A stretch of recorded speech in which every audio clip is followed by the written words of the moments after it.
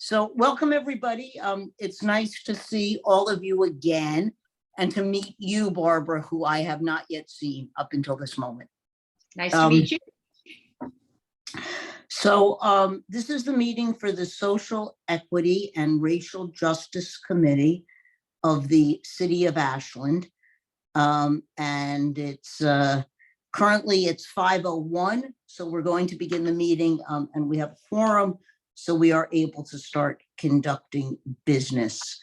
I would like for somebody to read the land acknowledgement who has not yet read it. And it's at the bottom of the agenda.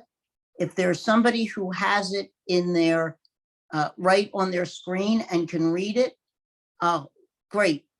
Juan, go ahead. Hi. How's everybody?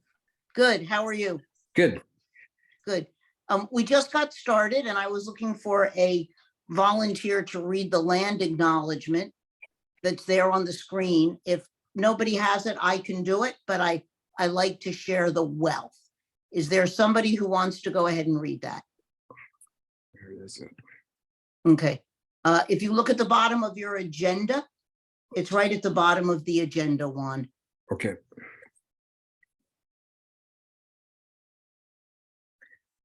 I'm going to read it. Great. Thank you so much. We acknowledge and honor the Aboriginal people on whose ancestral homelands we work, the Ikira Kutsum Band of the Shasta Nation, as well as the diverse and vibrant Native communities who make their home here today. We denounce the egregious acts of colonizers and government and recognize the horrific impacts that still exist today. We honor the first stewards in the Rogue Valley and the lands we love and depend on, tribes with ancestral lands and in and surrounding the geography of the Ashland watershed include the original past, present, and future indigenous inhabitants of the Shasta, Takelma, Athabaskan people. We also recognize and acknowledge the Shasta village of Oaxaca, where the crow lights, that is now the Ashland City Plaza. Thank you, Juan. Yes. Now, do I have a motion for the approval of minutes from April 2023? This has to be made by somebody who was there. I was not. I make a motion to approve the minutes from the previous meeting. Thank you. Thank you, Enrique. Do I have a second? Second. Thank you. Precious.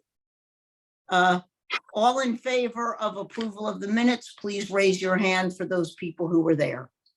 I'm raising my hand. Thank you, Precious. Okay, motion carries unanimously of people who were there. And is there any public input? No. Okay, so what we're up to now then is number 4 on the agenda, which is SERJ participation in Juneteenth.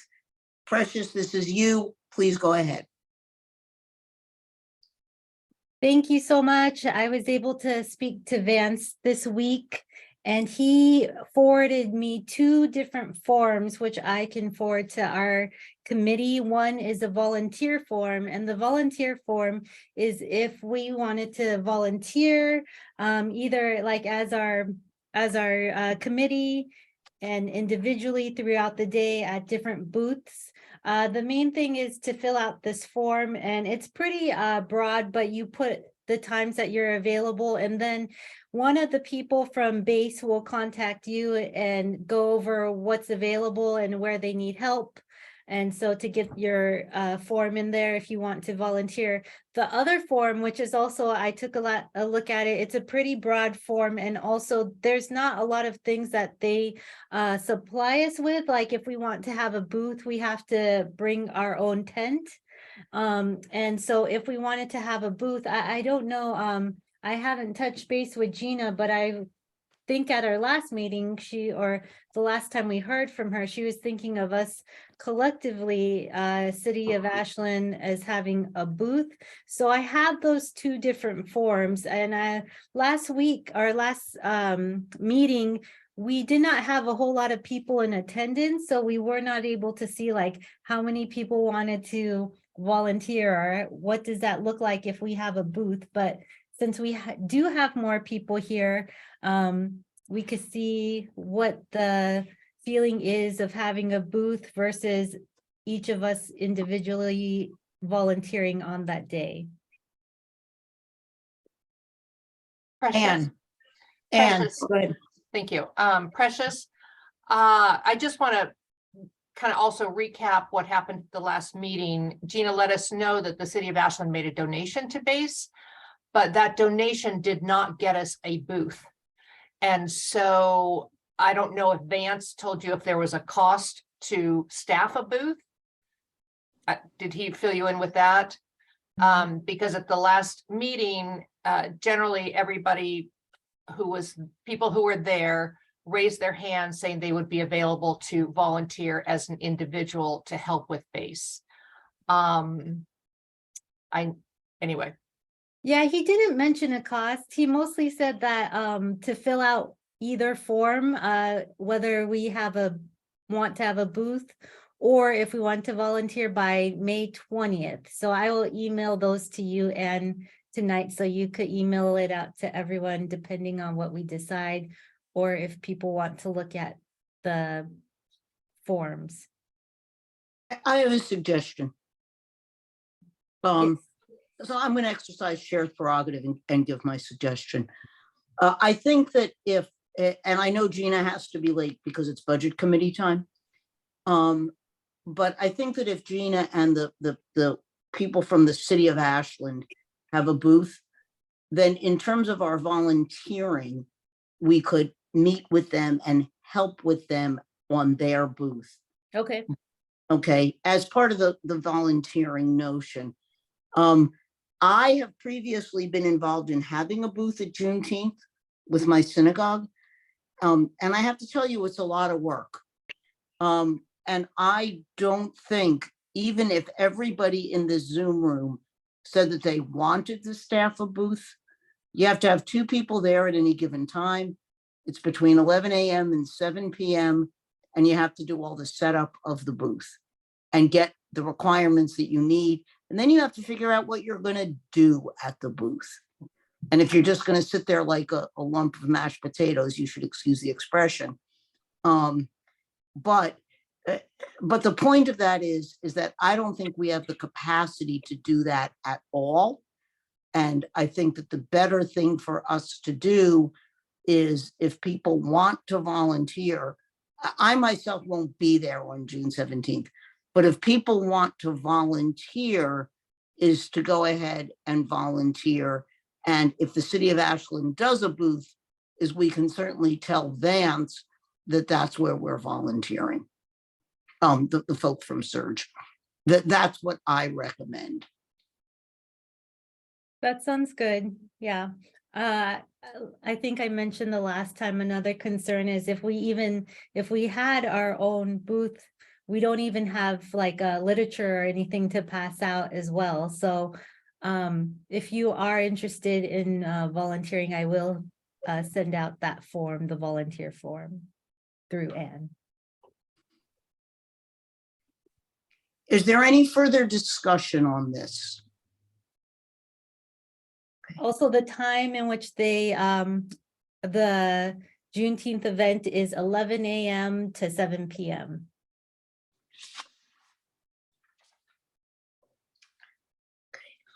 Any further discussion? Going once, going twice, 3 times. And I don't think I need to have a motion for this. No. Okay. All right. You agree? Yep. Okay. So to end it then, Precious will send out the forms. People will fill it in. And if Gina is indeed having a booth, we'll tell her what we're doing and see if folks want to go for those 2 hours. Oh, here's Gina now. Gina, are you connected? Hello. On my screen, it says she's connecting to audio, so she's still booting up. Gina, tell us.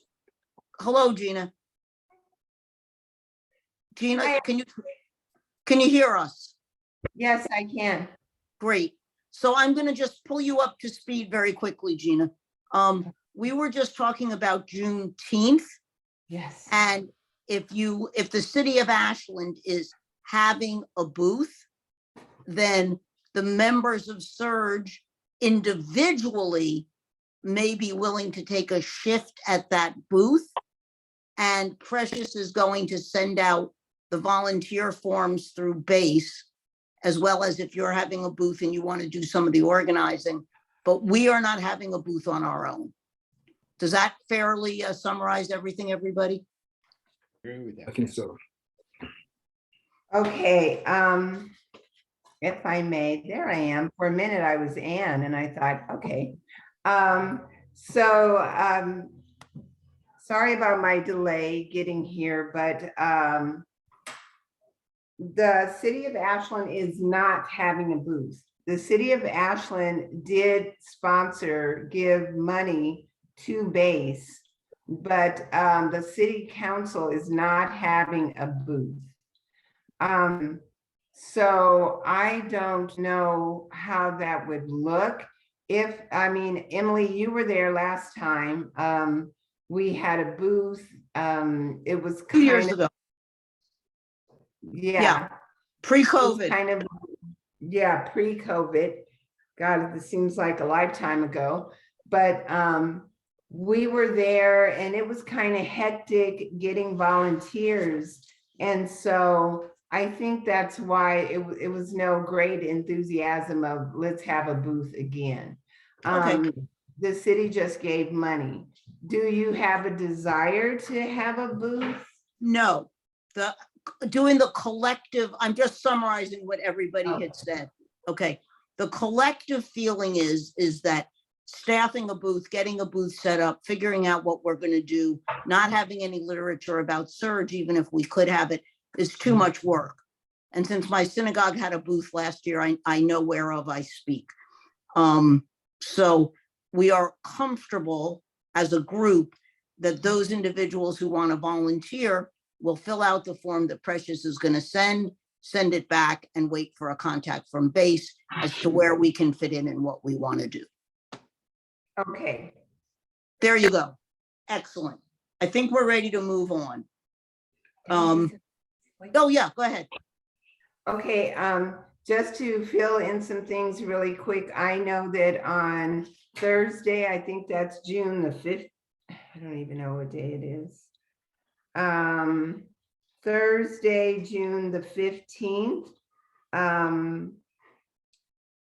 SOU is going to have an event, kind of like what they did last year, in front of Churchill Hall. I think that event is going to be at 11 o'clock, and it's going to be in front of Churchill Hall. And the Juneteenth flag will be raised.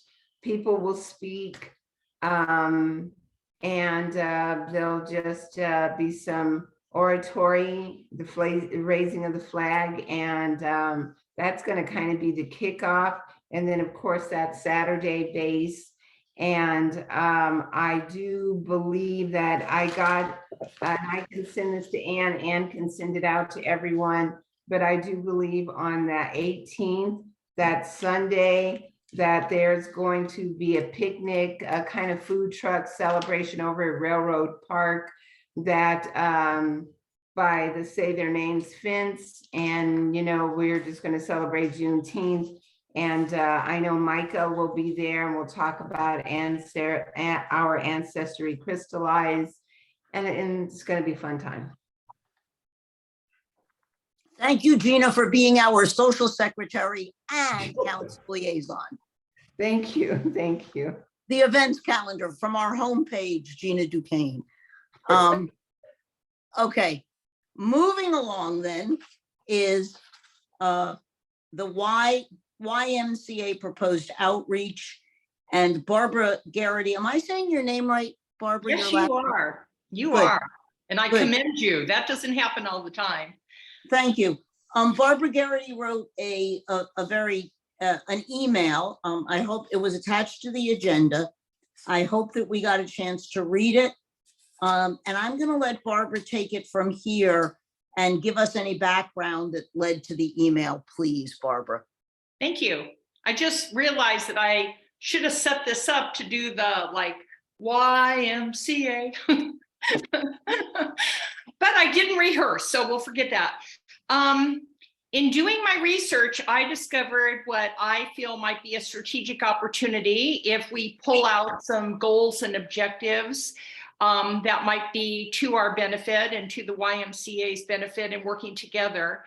The YMCA National has a very strong, at least online, advancing our anti-racism journey. So they've specified goals and objectives. They have some great data points. They have some great diagrams. They're investing in DEI workshops. So with almost no effort at all, I tapped into what looked, pretty robust to me. That's YMCA National. Nothing was visible at the local level. So there's a gap. And that gap, I think, could be our strategic opportunity.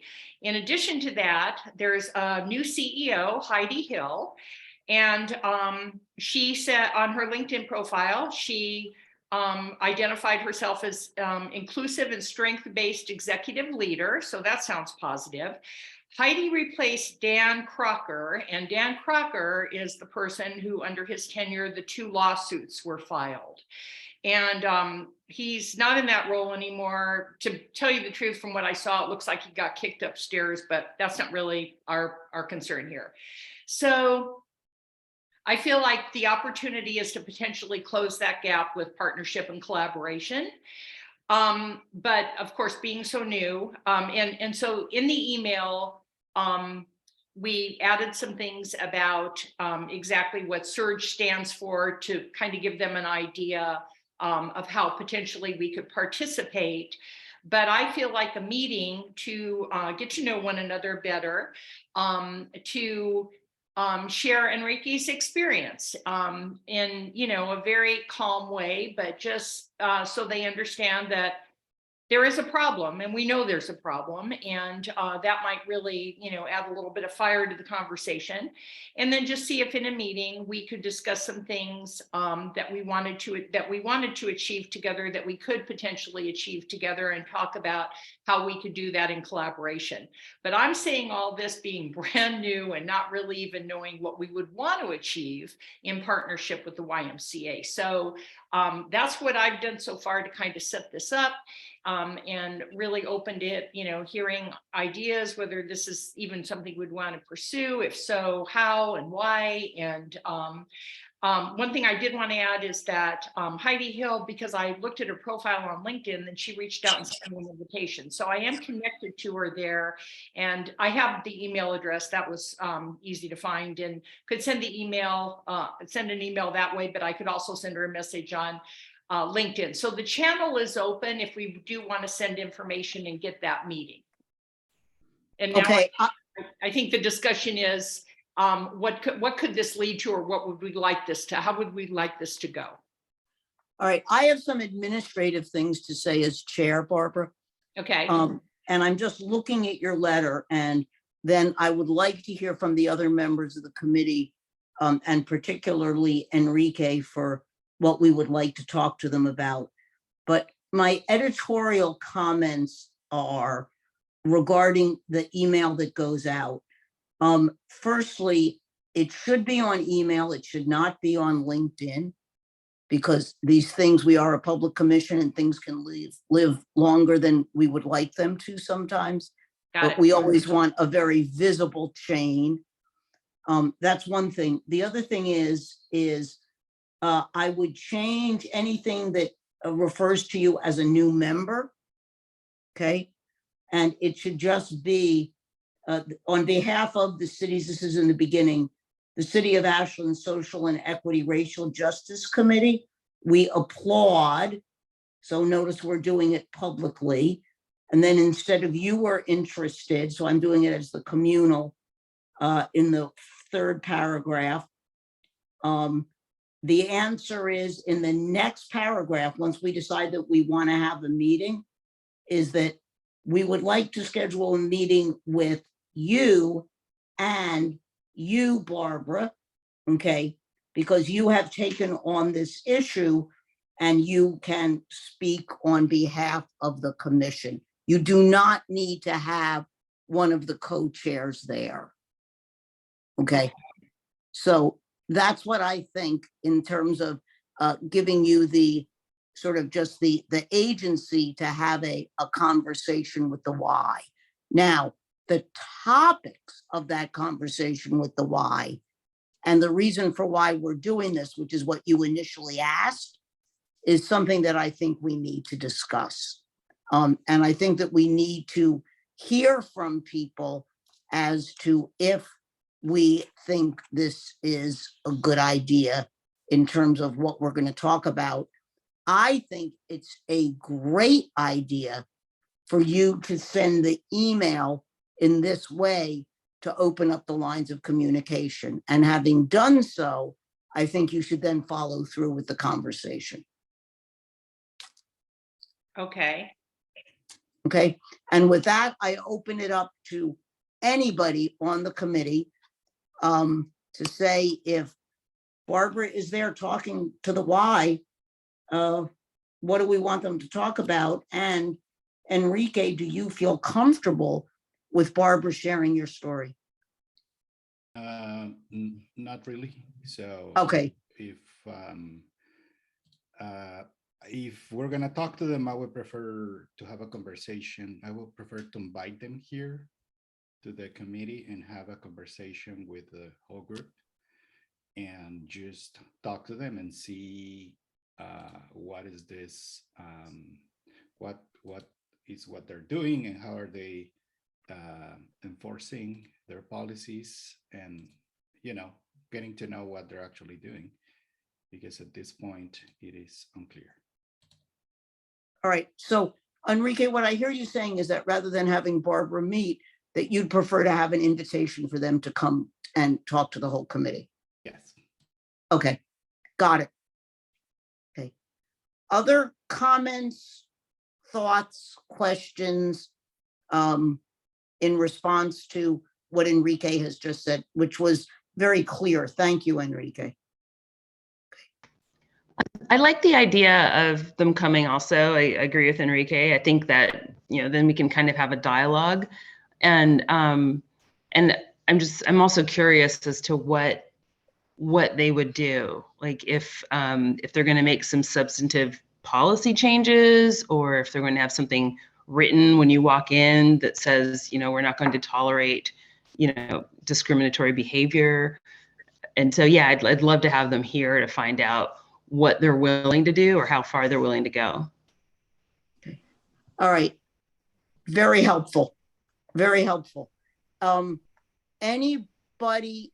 So Barbara, what I'm hearing people say is that the tone of the letter changes to you, instead of setting up a meeting, asking them if there's a time that they could come and share with us the questions that were just essentially raised by Angela and Enrique regarding what they're doing. And I understand nobody is going to say this, but this is just Emily talking. Okay. In light of the 2 recent lawsuits that they've had against him and Enrique's horrible experience, what are they going to do about it? But it really is to say, tell us where you're at with the issues relating to the items that are on your website now. No, they're not. Excuse me, those aren't on Ashland's website. That's YMCA National. I could not find anything substantive that Ashland is doing, but remember, we have a new leader. So I would think the first thing we want to understand is where she is as a leader, especially in regards to DEI. Like she might be putting together, she might be like just the best thing, ever, and putting together something right now. And so to, remain positive to begin with and see if we can support her as a leader. Barbara, I think that is a wonderful first question at the meeting.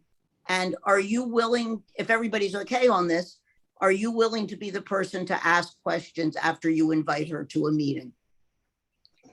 Yes, I think I'm really good at asking questions. I think where I need backup is that I'm brand new to Ashland. I'm brand new to this committee. And so once we get into any kind of nuts and bolts, then it becomes a learning experience for me, which is great. But the asking open-ended questions, I'm very comfortable with that and can design ones that I believe will take us where we want to go, or at least show us what we need to see. We might not get to go where we want to go, but at least we'll see what we need to see. Okay, gotcha. So you can do the roadmap. Yes. Great. Gina, I see your hand. Thank you. Thanks, Emily. Something that I was thinking about is I love the direction that this committee is going in, to be able to send the letter and invite them to this Zoom room, to the committee, so that this advisory committee can hear from them directly. Like you said, Angela and Enrique, what are you doing? What steps are we moving forward and towards? Something that was brought up earlier, the 2 lawsuits weren't under Heidi. So she's a newbie too, Barbara, right? Right. So why don't we see what she's doing and what she's planning? Because we're all in this together and we all live in this little bitty city together. And so I believe opening up the conversation, I am all about opening up the conversation.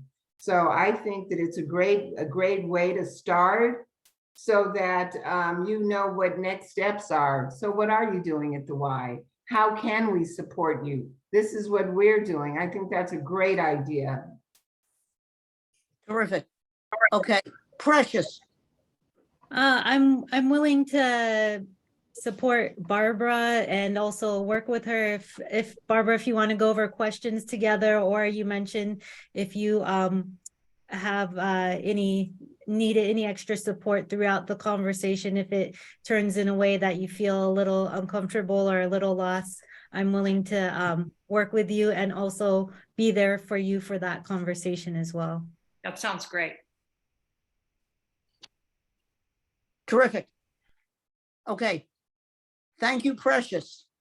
Thank you, everybody who's contributed thus far to the conversation. Are there any other comments, questions, thoughts before somebody makes a motion? I do have one question, just because I'm new and don't understand the administrative protocol. Can I now revise that email, have it approved by you and Ann, send the email before the next meeting to invite her to, for example, our next Zoom call? Will this move between meetings? Yes. Okay. The answer is very short and it's yes. And if you go ahead and do that, just make sure you copy Ann in particular on the email that you send, and or Ann actually needs to be the one to send the email. I'm seeing Ann's finger going up, which means she wants to say something.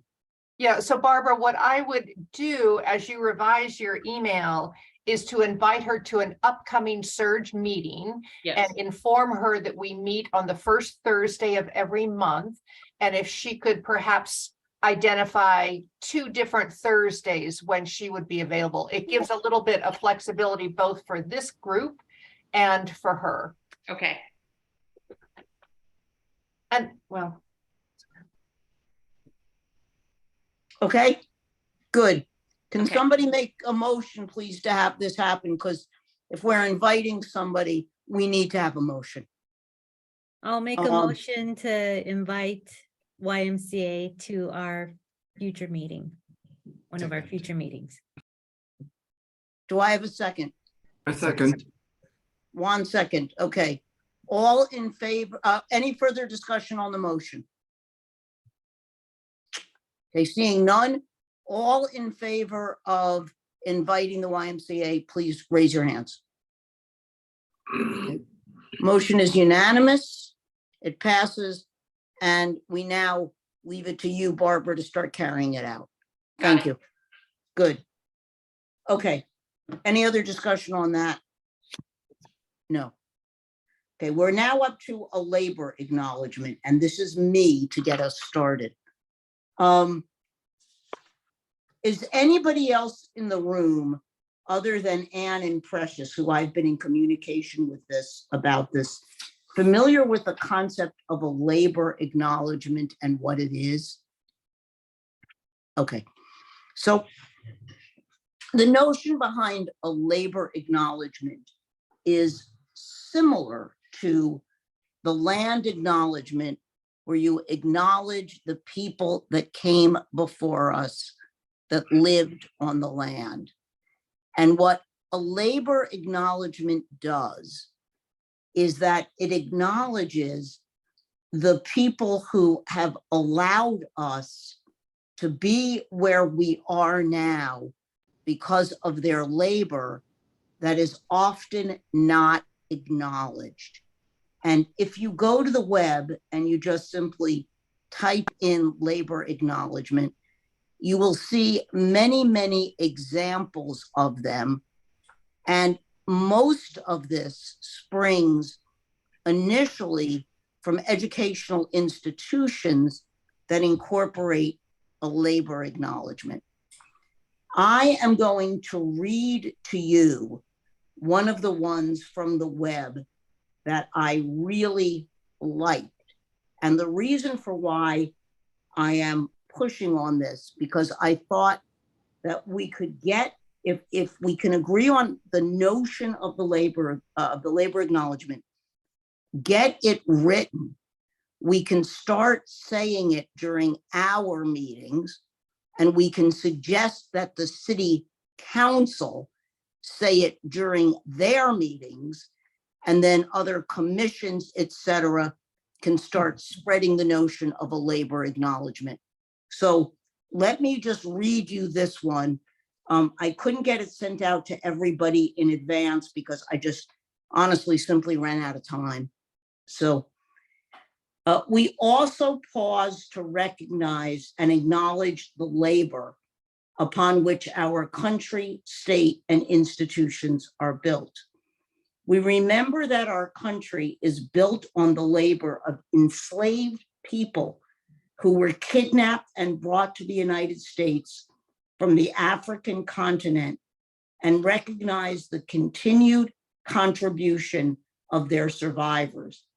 We also acknowledge all immigrant labor, including voluntary, involuntary, trafficked, forced, and undocumented peoples who contributed to the building of the country and continue to serve within our labor force.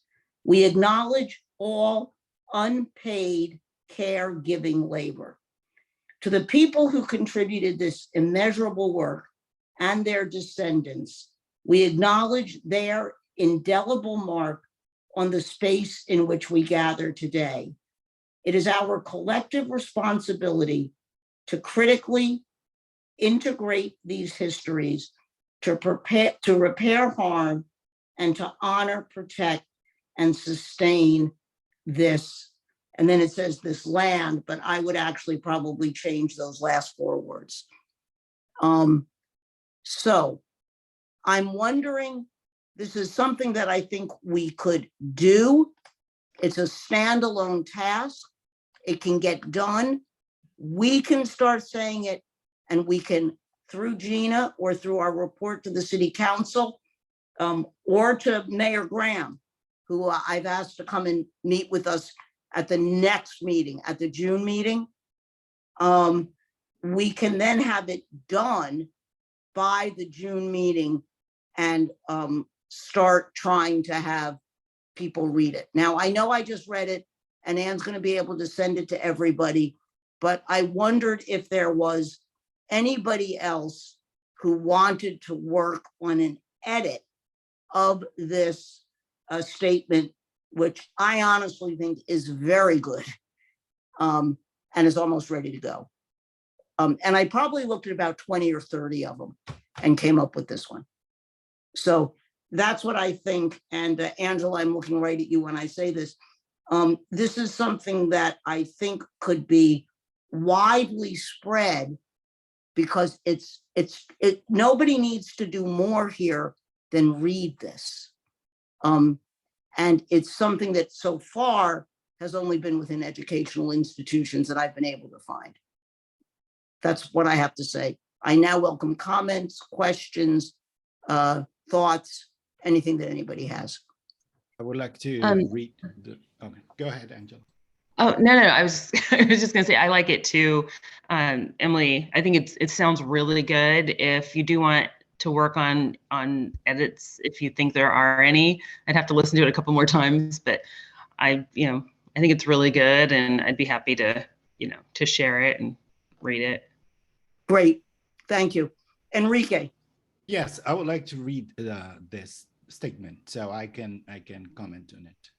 Great. If you please can send it to me, I can if there is any comment, I'll return it to the committee. Great. Okay, so this is what I'm proposing at this point then, is that, Anne, will you please send the statement out?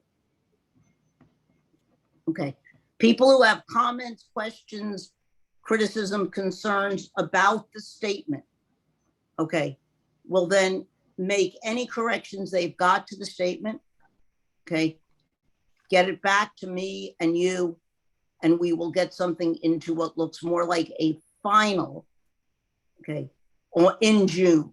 But what I'm taking this to be is a philosophical and a conceptual authorization to go ahead and get the statement sent out, and something that people want to work on.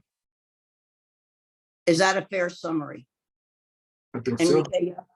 Mm-hmm. Good. Okay.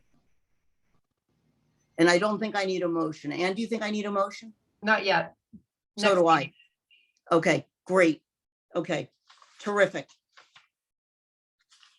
Now, is there any further conversation on that? No.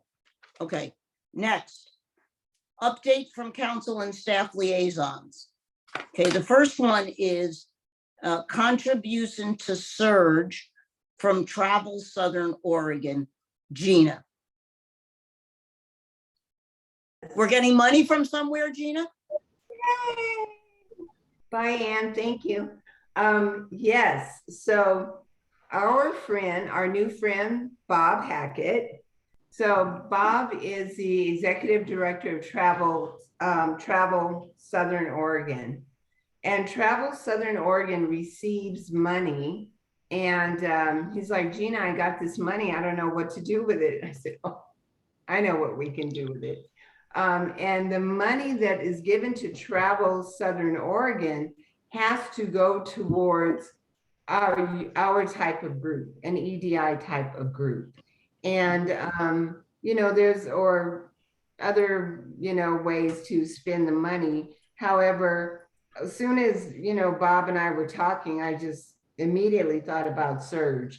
And this money that is coming your way, and I went to Joe and I said, Joe, we have this money, what can we do? And then I said, Ann, we have this money, what can we do? And I believe Ann was in the process of trying to find out where these funds can be held, because it's my understanding, unfortunately, nobody gives us money. So if this is doable, then every year Travel Southern Oregon will give SERJ money. And I just love that idea.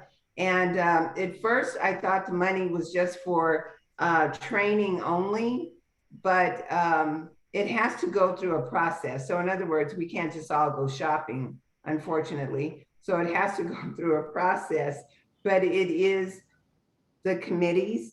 And I know that it could go for training.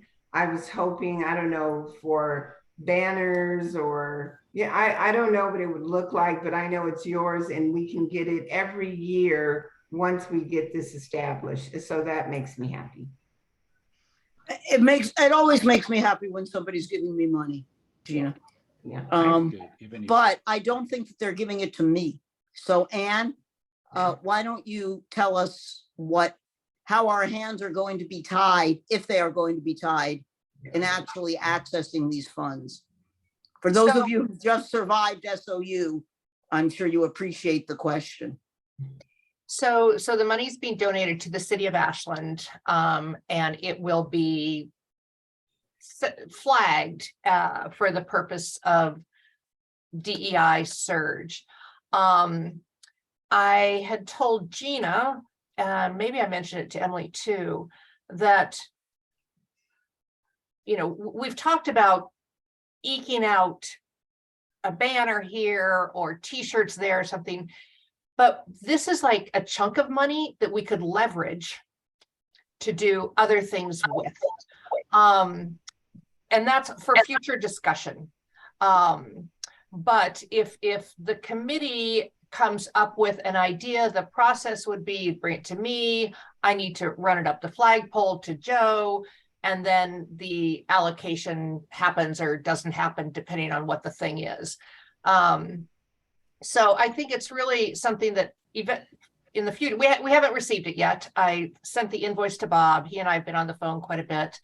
And I think we should think of this strategically. How do we get the best bang for our buck with this chunk of money? And How much is, excuse me, how much is this chunk of money? $2,000. Oh, okay, well, that's not, okay, gotcha, thank you. Sorry to interrupt, Dan. So anyway, could that money be used as a match, say for, since this is coming from Travel Southern Oregon, could it be used as a match for training for the frontline staff of hotel workers? I don't know. I mean, you could use this money to further the work that you're trying to do, working with partners in Ashland. So again, lots of things to talk about, but a wonderful gift and a great starting point to start leveraging what can be done with those funds. And if I may, I like what you said, Anne, about leveraging the money and working with partners. Partnership is so important. I do know that Newman Hotel Group, we've already trained our front staff, and continue to do that. So I'm happy about that. But there's so many other opportunities, leveraging the money and partnership, even having the YMCA come. And so what are you doing? How can we support you? I'm sure their budget is much bigger than the beginning of ours. However, working with others in concert and having partnership really, I believe, goes a greater distance and can really leverage the money. Something else that I wanted to talk about, did you want to talk more about the $2,000, Emily, or committee? Yeah, I want to talk more about the $2,000 because I want to hear if, Anne, and I know that you think that this is a conversation for another day, but I do want to hear from people just any thoughts that they've got about that $2,000 and what we might want to do with the money and what seems important to us, because it is in a way found money, right? Mm-hmm. So does anybody have any other thoughts? Okay, because I actually do. I think it's important that we get a banner. I think that last year, and I think that getting a banner could be I think that a banner is, I don't think we should spend the money on t-shirts, because at one point or another, we're all going to leave this committee and we're going to have a t-shirt that's going to be ours. And if we think it's important enough to get t-shirts for Gay Pride, we could maybe get a design for a t-shirt and have people get t-shirts, okay? But a banner is different. And at Gay Pride last year, if we had had a banner for who we are and what we do, I think it really, really would have helped. And if we want to spread the word about SERJ and the importance of SERJ, then we should have a banner that says City of Ashland Social Equity Racial Justice Committee. And I know that there has been this discussion is how come there's not money within the city budget to get us a banner? And we had that discussion in the prior years. But before we talk about leveraging this, and if it's only $2,000, to be honest, okay, $2,000 is what? It's a half a day. It's 2 hours with Mike and Emily Green, right? It's not even 2 hours, probably. It's an hour and a half. So I think that before we think it's a chunk of money, I think that we should look at that money, and I think we should get ourselves a banner. That's what I think. Emily, I'll tell you, we can get a banner without the $2,000. Wonderful. I mean, that's, yeah. So anyway. Wonderful. The message I'm hearing is you want a banner. I'll figure out a way to get a banner and to get it paid for without dipping into $2,000 that could be matched with somebody else. So I will figure out a way to get a banner. That's the most wonderful news that I've heard all night. And on that notice, I'm going to end the meeting because it's ending on such a high note. I'm teasing. Go ahead, Precious.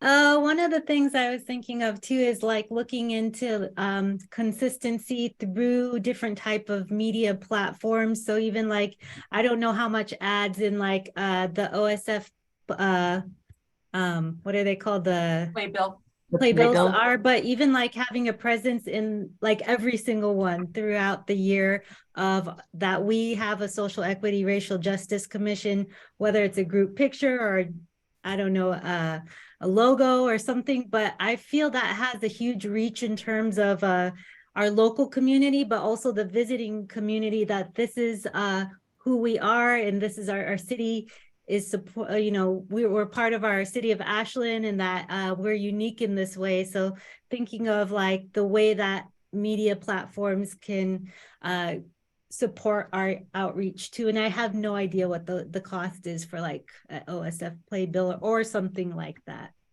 Just a thought. Juan. Yeah, so since we were talking about the Juneteenth and a physical representation of the commission, that includes possibly a booth, you know, so I'm thinking about, you know, maybe, you know, with the money that, you know, that we can have like physical things like a pop-up tent or something that just can all be just for the commission and housed, you know, like somewhere that is obviously accessible, but just things that real things that we need. And I appreciate like Precious's suggestion of like an online representation, something that's more digital. But yeah, that's what I can think of, you know, as far as like that's connected to the banner. The banner can be installed in or within, or but something that can just like be for the group, for the commission. Or even like a logo designed or something that will stay with us, that eventually when we do have things to pass out of booth, we have logos or paper materials or whatever we need to. Yeah, kind of like a home base, like a traveling home base for any kind of event. Is what I can think of. Angela. Yeah, I like that idea about just sort of being able to let people know we're here, because a lot of people still don't know. And then it occurred to me, are we, and I should know this, but are we, as part of our function, if somebody has an issue, like we've talked about what's going on at the middle school, and Enrique was talking about the YMCA, should we have something where people can contact us? Like when there's, people don't automatically think of SERJ when there's an issue that happens in the city, like we do because we're here. But I'm just wondering if we had, I used to see these a while back. They would have stickers like on the fronts of shops and restaurants, and like just something like that that just said who we are and this place supports SERJ and we support this business in that kind of way. Does that make sense? I understand, I think, what you're saying, Angela. And I'm going to try and, I don't want to give a nerdy, too historical response, Angela. Oh, no, go right ahead. Okay. As part of our initial documents, okay, way long ago when the commission was getting started, there was written into that sort of the notion that we would be the receptacle of complaints from people. Okay. And by complaints from people, I mean complaints relating to a racial or other discriminatory event. And then we would somehow, which was never made clear, to be perfectly honest, we would somehow do mediation, or we would somehow follow through on that in an attempt to help the person resolve the complaint. Okay. That notion was honestly way beyond the capacity of this commission to do. And having been involved in the initial writing of the ordinance and of how it all spun out, I'm just trying to give a short and non-political version as much as I can until the end of the history. So because that really was, for a whole variety of reasons beyond the capacity of this commission to do, we never really followed up with what can we say to people. And part of the problem with what you're raising, Angela, is if you say to somebody, like, just for example, let's say person X has had a terrible experience with store Y, okay, are we then raising false hopes for that person that we can actually do something about it when we maybe can't? And it's a tricky and delicate business to get into. And because we are not staffed for that, nor honestly have the expertise to do that, we have subsequently moved off of that and gone into things we can do. And I don't know if that's the answer you were looking for, but that's part of, if you tell people that you exist and we're a committee, it's one thing telling them we exist, and but it's another thing telling them that they can expect that we will give them redress in some way. And that's where I'm sort of responding to what you're saying with enough of the history, because there's 4 new people and me and Precious from the original forming of the committee. So I'm just trying to bring you up to speed on what happened, and through my own lens. Okay. Okay. No, that makes sense. Okay. Gina. Thank you, Emily. And actually, Emily, you said it quite well.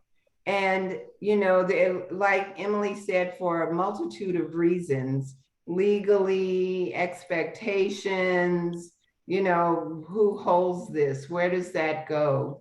So I believe that in the short time that this committee has been formed and in place, having the superintendent from schools here and having that conversation, inviting the Y here and having that conversation, this is opening up people's minds and sharing our lived experiences. And this is what's going on. How can we work together? So I believe that the SERJ committee is really educating others to, this is, as a Black or a brown person, this is my experience, or this is what I am told, and this is what comes to me. So in a way, this committee is sharing with others. I mean, I just quickly had a meeting today with Samuel and Steve over at the elementary school, at the middle school. And this is a whole nother conversation. I'll have to share it another time, but actually it was a very productive meeting. So if they had never been invited to this committee, I would have never had that conversation. So I believe what this committee is doing is educating our businesses, our educators, and that is a good thing. And it's a great place to start. So Gina, part of that education, as I take it from what Angela is saying, is we can't do the educating if people don't know we exist. Right? So what Precious is talking about is, and I think to some degree what Juan is talking about, and I appreciate what you said, Anne, about the banner, and what I'm talking about is making sure that people know we exist, and how do we go about that? And perhaps, just let me finish, and then I'll let you talk, Tina. And perhaps the $2,000 is money that could be well spent towards that end. So I'm raising that as a sort of sense of the committee from what I'm hearing at this point. Okay. Thank you, Emily. And I believe that I agree wholeheartedly that, you can't do something if people don't know you're here. So I think that's a great first start, and it gives leaves the committee with some food for thought. It's kind of like homework. Everybody can think and come back with other ideas and see which one works the best and then apply that. So I look forward to hearing what else everyone comes up with. And Precious, it's not that expensive. So Pride did it. I can look it up for you. Thank you. And Anne, go ahead. I'm sorry. That's okay. I just want to then take this a step further, setting aside $2,000. If you have a passion, if this group has a passion to make sure that people know that you exist, which then raises the question, how do we go about making sure people know you exist? There's a host of ways to do this. You could offer to speak at service groups in town. They're always looking for speakers at Rotary clubs, at the Seroptimus. You could contact the sneak preview and ask them to do a profile on what this group is and who you are and what you want to accomplish. There's all kinds of ways to make this known. It just takes work on your part and creativity to come up with doing the job, doing the work. So that doesn't take $2,000 to get the word out about who you are.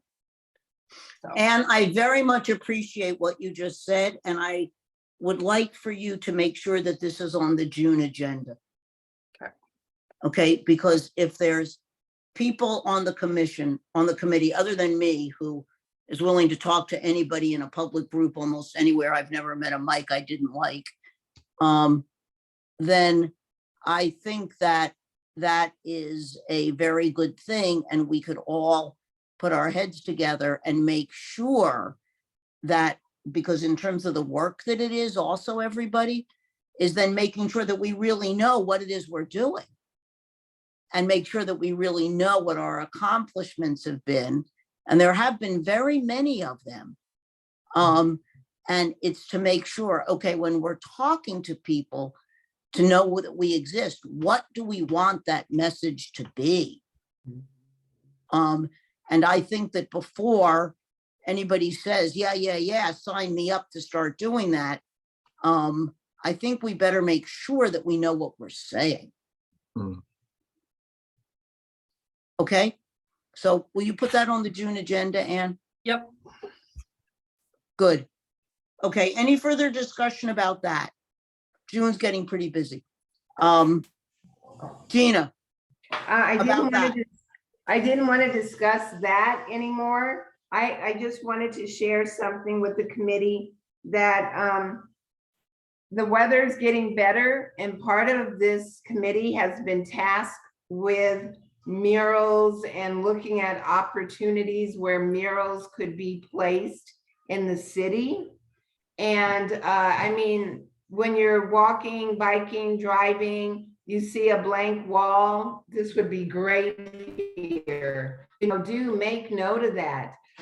Something the Public Arts Committee, what they are doing is they are taking a page from Medford. Medford has these crosswalks that have art on them. And so I reached out to Kelly Matting, who's the city manager there. The city administrator. And I said, Kelly, how are you guys doing this? What's going on? She hooked me up with their public works. These people were all over it, sent me this stuff. I had no idea what it is. So I immediately gave it to the Public Arts Committee, and then they turned it over to Scott Furley with Public Works so that we can kind of see Medford has already done this. How can we do this? One of the things we were looking at is across the university on Siskiyou, a rainbow crossing, because SOU is, I applaud them for staying in the top 10 when it comes to LGBTQ rights. And so looking at that rainbow across Siskiyou, I just, woohoo, I can't wait. And other opportunities, they were looking at a crosswalk at the plaza and maybe another crosswalk where Zoe and Ashland Springs Hotel, where that crosswalk is located. So, just while you're out there walking, biking, driving, you see a blank space, let's write down that address and see how we could fill it in. Thank you. Thank you, Ann. Thank you, Gina. I'm sorry. And if somebody sees something, do they send it to Ann so that she can further disseminate it? Yes. Can I ask a question? Sure. So I'm linking two topics. We were just talking about visibility and now we're talking about murals. And when I first moved to this area, I stayed in an Airbnb in Medford and I loved the murals there. And I'm just wondering if we could have a mural that was SERJ mural, which, because we're still kind of figuring out who we are. It could have a lot of symbols and it could almost be like an aspirational vision to lead us into the future. But that would be a great way to get the SERJ identity out there. I agree. And then somebody can work, Barbara, on designing the mural and figuring out who's going to do the mural. Okay. Actually, the first step, you would be going through the Public Art Commission. Okay. This group is not mural Material. So if you have a concept, you can bring it forward. There's a huge, I don't know, multi-page document on the process to get murals implemented in the city of Ashland. It's on the website, it's through the Public Art Commission. So there is a very specific process. If the wall is private property, that's very different than a wall that's public property. So it's much more complex than this discussion is. Yeah, but first you have to find the wall. You find the wall, bring it to Public Arts. And I'm their liaison too. So we can kind of walk through that. Well, and there's wonderful opportunity. And I just wanted to say they're excited. This is something you've been tasked with. I think it'd be great to cross-pollinate, start the conversation and see where it goes from there. It does have to be juried and all that other tape, but it is a process and it can happen. yeah, and we have worked with, for those of you who weren't around, we have worked with the Public Arts Commission before. They came and presented to us. We wrote a statement in support of Micah Blacklight's work. We testified in favor of it. And most of the city councilors recognized that we were working with the Public Arts Commission. So I think that what Gina is saying is, if you see something, say something, to use a bad expression. Okay, I'm moving on because it's 6:07. Indigenous People Day flags. Ann. I sent all of you an email just kind of keeping you in the loop as to what I was working on to get those flags. I've since heard from the Grand Ronde tribe. They are actually donating 3 of their flags to us, so that's great. And I'll be purchasing flags from the Siletz tribe. And anyway, so it's all in the works. So you're all in the loop and up to speed, and that's moving forward. Thank you. Great. And thank you very much for doing that. Mhm. Thank you. The Juneteenth banner. So it's in your packet.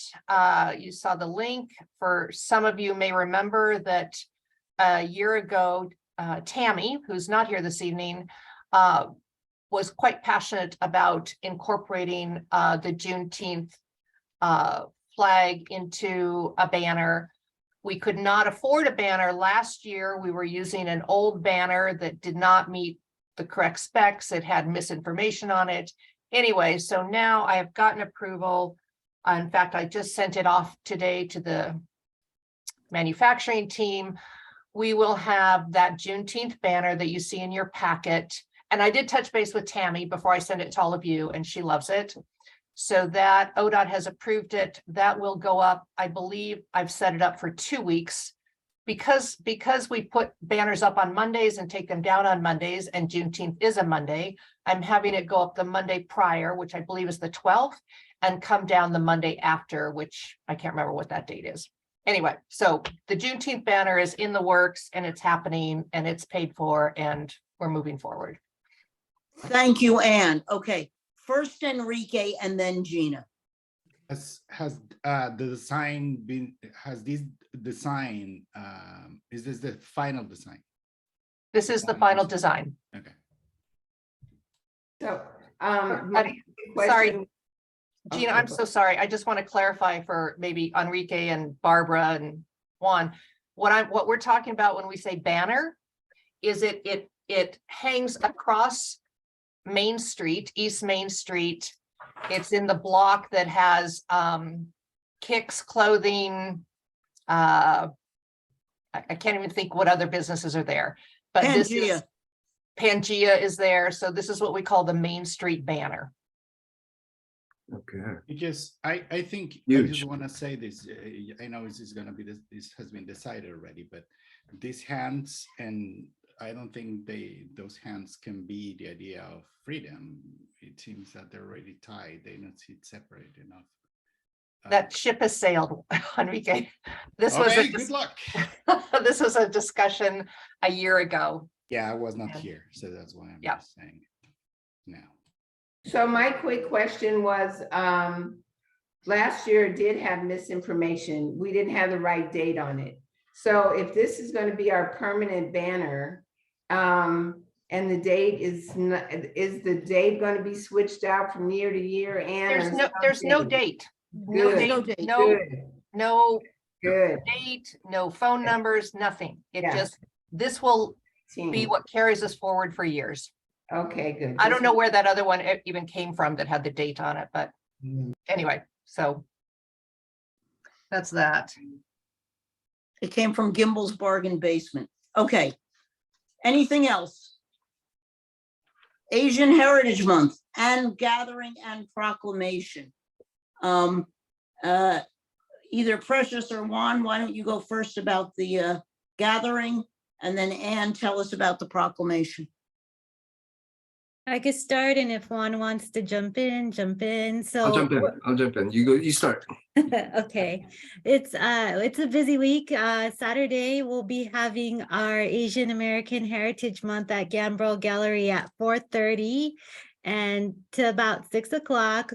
Juan and I were both going to talk 25 minutes each about our families and our history and what we're doing now that incorporates Asian American identity. Both of us have very different ones. I'm 5th generation Japanese American with my family coming here in the 1880s.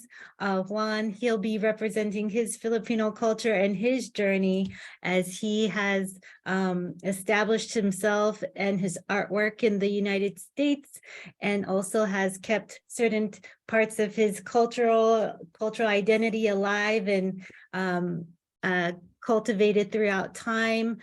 We hope that you can come and learn about our cultures, support us and our heritage. And Juan, yes, please feel free to add on to that.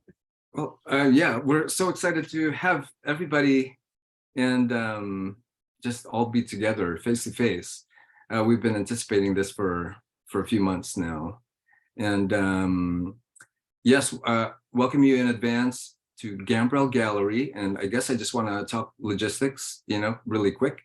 And I can send out like an email, but the address is 1980 East Main Street in Ashland. And it's the iconic red barn that's very familiar to a lot of residents and people who are just, in and out of Ashland. And it's Gambrel Gallery. There's also, Emily and I are, there's like Precious said, there's a lot going on and it's busy. It's a busy month starting May and June. But we also have right next door is the new Gambrel Arts Annex, which used to be an old church that became the how do I say this, housing, right? And it's now being converted to like an artist residency, studios for rent, an event space. And I'm also assuming some directorship position to cultivate like new programs, events, and gathering artists together. And it's going to be a really wonderful place. And it's already looking really great. Since we were talking about like looking for walls, I'd like to help with, finding solutions for that and, designing murals. We have Zavi Penaton. We're excited to like have him be, doing a mural all around the annex happening right now. And it's finishing as we're speaking before he goes to Portland to do more murals. And he's, nationally known for his like really vibrant colors and geometric patterns and etc. But the annex, the old church is now, from like this ochre yellow with a big white cross and is now a jet black with grays and bright colors. And Emily and I, my ex-wife and I, who are working together on this project, I think we should be, at the annex, at that building, Precious, and maybe, if I can just like come over to your place and pick up like a few chairs for all of us, that'd be great. But in any case, we are presenting for 25 minutes each, and then we have like a good half hour or so to mingle, and we'll be providing snacks and refreshments. Happy to do that right on the gallery, and just have like a great time, getting together, as group face to face. So I'm really looking forward to sharing a little bit about like Asian Heritage Month. Thank you, Juan. Sounds wonderful. Thank you very much, Juan. And just to make it clear, the Emily that Juan is not talking about Yes. is not me. Yes. Emily Santiago. Right. And that ain't me, babe. Okay. And the date and time for that is, go ahead, is Precious or Juan? I know it's Saturday. Saturday, Saturday. It's 4:30. from 4:30 p.m. to 6 p.m. and a little beyond. Thank you, Juan. Thank you, Precious. Okay, Anne, tell us about the proclamation. Okay, just one thing real quick. Gina, do you want to send an email invitation to the council inviting them to attend this event? This is a public event. So I don't know if Juan and Precious have like advertised it as a public gathering, but you have No, not. I think just my family. Maybe Oh, my mom will go. So is But this not a public event then? It is I not a mean- public event, Oh, not from my understanding. Oh, okay. The proclamation, I wrote a proclamation honoring Asian Heritage Month, and the mayor read it at the council meeting 2 nights ago. So, and you got a copy of it in your packets. Thank you, Anne. Thank you. Okay. I think we're moving right on to the employee training. So 30 city employees had 2 intense mornings of training with Emily and Mike Green, Common Ground Conversations. It was fabulous. People just got so much out of it. So it was very well received. We are doing the same thing again with another group of 30 employees in 2 weeks.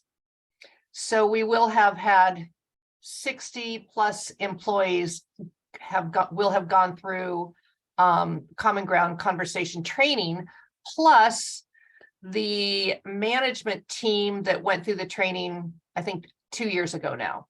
So. Thank you, Ann. And Ann, thank you for making that happen. Yep. And Thank all the work you did on that, because for Precious was the only one here then, but for me and for Precious, this was one of the main things that we were hammering at the city council meeting. And I also want to thank Joel SERJ for making it happen. Yes. So if you wouldn't mind passing that on, Ann. Yep. Thank you. Okay, the plan for Gay Pride. Gina, Gay Pride is happening again this year on the same date, on October the essentially 11th or whatever it is, or it's not happening? Talk It to is me. happening. It's going to be on the first Saturday of October. What is that? It's October, I don't know, 7, 6. It's going to be October 7th. And it's going to kind of kick off on October 6th because it's First Friday. So we're going to utilize First Friday and have fun with that. And then the parade is going to be on Saturday, and it's going to start at 11 o'clock. We're going to have more vendor booths and food trucks. And we might even have a dance, you know, hey, if I can farm that off onto somebody, we might do that. If not, we're definitely having a parade. So we'll see. Great. Okay, so everybody, Angela, you were there with your family. Juan, you were there with your family. Precious, you were there with your family. I was there with my chosen family, which is everybody at the parade. Okay. And other members who are no longer here, we all came together and marched in that parade. And I appreciate Ann saying about us having a banner, but I really hope that we can continue to have a robust participation in that event, because it is the high visibility event that is organized, and all we have to do is show up and walk and have a great time. Okay, so you will hear me yammering about this in other meetings to come. All right, we're up to now, I'm assuming there's no other conversations about that. And I use Gay Pride as the shorthand because, number one, that's what's used here. And number two, I marched in the first Gay Pride March in New York City in 1971. So, and it was called Gay Pride then, and it was Gay Pride, and it's still Gay Pride today. So here we go. Okay, roundtable with members. Before we get to any other items that people have to share, I have to share about Aiden Ellison's trial. So does everybody in the room know what happened to Aiden Ellison? Somebody, okay, all right. Enrique, let me give you 2 seconds worth of this, okay? Enrique, Aiden Ellison was a young Black man who was shot, okay, dead, okay, now it's coming back to you, by an individual who was living at the Stratford Inn, and the incident that kicked off his, and this is Emily's editorial, okay, his racist act of aggression, okay, that's Emily's editorial, was Aiden playing his music too loud.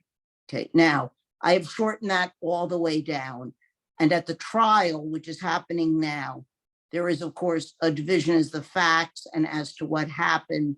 And his lawyers are doing a great job defending him, and he's there on trial for his life. Okay. There was a rally on Monday at the Ashland High School, and Gina was there. because the Truth to Power Club, who are the students from Ashland High School, were having a rally in support of Aiden and his family. And there was a sign-up sheet there about attending the trial. And I spoke at that meeting and I said, in terms of attending the trial, and I am saying the same thing to this group of people in the Zoom room and anybody else that you know, that for this particular judge, who I have been in front of many times, okay, that it is very, and I knew him when he was a prosecutor, okay, that it's very important that people be in the courtroom. And it's very important to Aiden's family that when they're in the courtroom, that they look around and that they see people there supporting Aiden. And all you need to do to go to court and to watch what's happening in court is to simply go to the Jackson County Courthouse, okay? And say you want to, and the courtroom numbers are there on the wall. You don't need to wear any particular clothes. You don't need to have an invitation of any kind, okay? You will get searched when you come through the door, so don't bring anything that you don't want somebody to find, okay? But other than that, it's not searched either. It's an, you know, one of those metal detector things like going to an airport. But I really encourage you, if you have an hour, if you have a half hour, to just stop into the courtroom. There has been, luckily, there have been a real lot of people there. And as a result, some people are starting to wait in the hall to be able to get in to get a seat. But Aiden's family sees that. And Aiden's family knows that. And just being there, and if you're comfortable enough to say something to Aiden's mother of, you know, we support you and how difficult this is. If you've got any time at all, it is probably, once again, a doable action that you can do just by showing up. They usually take lunch between 12 and 1:30. They start at 9 and they end at 5. Sometimes the testimony is boring. Sometimes there's legal matters where they leave the courtroom. Sometimes you may be asked to clear the courtroom, okay? And of course, nobody should go and express any emotion or start interrupting things that are going on, but view yourself as the all-important, silent, supportive observer and go, okay? Gina, is there anything else you want to add? Regarding Aiden, I just, his family needs the support. And I'm gonna go tomorrow. And at the sign-up sheet, a lot of students have gone, and it's just so important that we are there for Aiden. Like Truth to Power says, we'll never forget. And we don't want Aiden's life, his very short life that was taken, to be gone in vain. So please go. And trial is also scheduled for next week. 2 weeks. Oh, yeah, well, it started this week. So, Emily, in her completely uneducated opinion here, I think that it will go at least to the beginning of next week. I also think they're going a little quicker than I thought they would. So there's tomorrow, and then there's certainly the beginning of next week. Okay, and remember, you're not there to influence the jury in any way. It's the judge that needs to see you, and it's Aiden's family that needs to see you. Okay, thank you for letting me make this announcement. And thank you, Gina, for all you've done and all you're doing. Anything else that people are working on, or any other announcements or events, or anything else that you want to say about anything at all in the last 5 minutes? Floor is open. There is a talk today at SOU. The title of the talk is Continuity and Change, John Dewey on Navigating Democratic Identity. It's at 7 p.m. in room 124 at the Art Building. So it's related to our campus theme that this year, the theme for this year is identity. So it's today at 7, if anyone is interested. You're welcome to come. The speaker comes from Occidental College, and it's a scholar on political science. Thank you, Enrique. Barbara, is that the hand? Oh, no, sorry. Okay. All right, anybody else? Precious, what do you have going on First Friday at Catalyst? Yeah, great. Thank you so much for letting me mention it. We're having First Friday tomorrow with Rachel Mulder and Ahuva Slavitsky, and they are putting up their artwork now. They're two women artists, feminists, and really, and from Portland too, and really diving deep into their methods and identity. So I hope to see you there tomorrow. They're doing their artist talk at 5:30. So I hope to see you, and also hope to see you at Asian American Heritage Month with Juan Miguel and myself on Saturday at 4:30. Thank you. Okay. Juan, is that your hand up? Yes, it Yes. is. Go. Yeah, I'd like to add to that again. On Saturday, really looking forward to seeing you guys. I think it's 70% rain. The address is 1980, the Gambrel Gallery, facing the Red Barn. If you look to the left, is another carport, car entranceway to the Gambrel Arts Annex. And it's a black, it used to be that old church now, but it's now black and with bright colors too on top of it. But I think that's where we should park. And yeah, and I'll just let you know, but I'll have a sign, an upright sign by the carport with balloons, and I think that should, just show you where we should pull up and meet. And it'd be a quick, just like a great introduction to just show you guys the actual physical space. But we might, be there with the projector, ready for our presentation. And then just real quick, just a quick, a minute walk to the Red Barn to show you the gallery, where right now for First Friday too, we are hosting Peggy Barnett.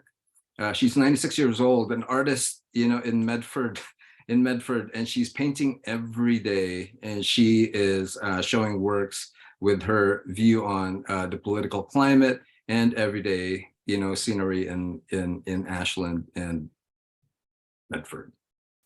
Okay. Thank you, Juan. Yeah. Okay. Anybody else? Oh yeah, I have another announcement. Okay, So, Enrique. I'm a part of an experimental music band, and we were playing on May 11th at Johnny V's, that is in Medford, at 8 p.m. So May 11th, if you want to hear something different, weird, disturbing, come and check it out. Okay. Enrique, I don't know how enticing you just made that. But nonetheless, somebody may be game. Of course. Great. It's good for you, Emily.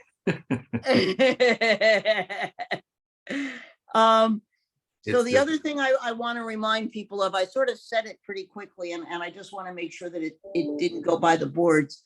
I've invited Mayor Graham, and I have not heard back from her, but the invitation was at something she had said to me about coming to SERJ.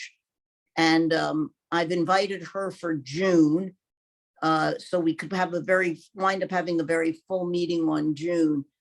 But it is an opportunity to say anything to the mayor regarding our issues that you would like to communicate.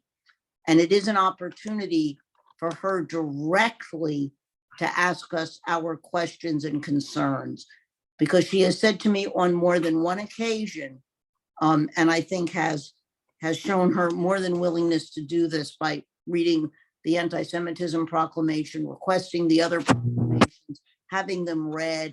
I mean, we are in a new era with this of using the platform in a way that is permanently in the records of the city of Ashland and what our beliefs are. So if there is anything that you want to communicate directly to the mayor, it's a great opportunity. And I anticipate if she can come in June, and if not, then we'll worry about the summer months later, is to have a dialogue with the mayor, similar to those of you who were here for the dialogues that we had with Chief O'Meara, and how really good they were in terms of willingness on both sides to talk to each other and participate and learn from each other. And I believe that Mayor Graham would like for that to happen. So I want to flag that for everybody in June in terms of having direct access that isn't filtered through a report to city council or other things where it's a much more formal setting. And that's my closing remark. Okay, is there anybody else who has anything to say before we all leave the Zoom room? Going once? Going twice? Going 3 times? I will see everybody the first Thursday in June, and until then, be safe, happy, productive, and savvy. Good night. Good night. Everybody. Bye. Nice to see you, Bye. everyone. Bye.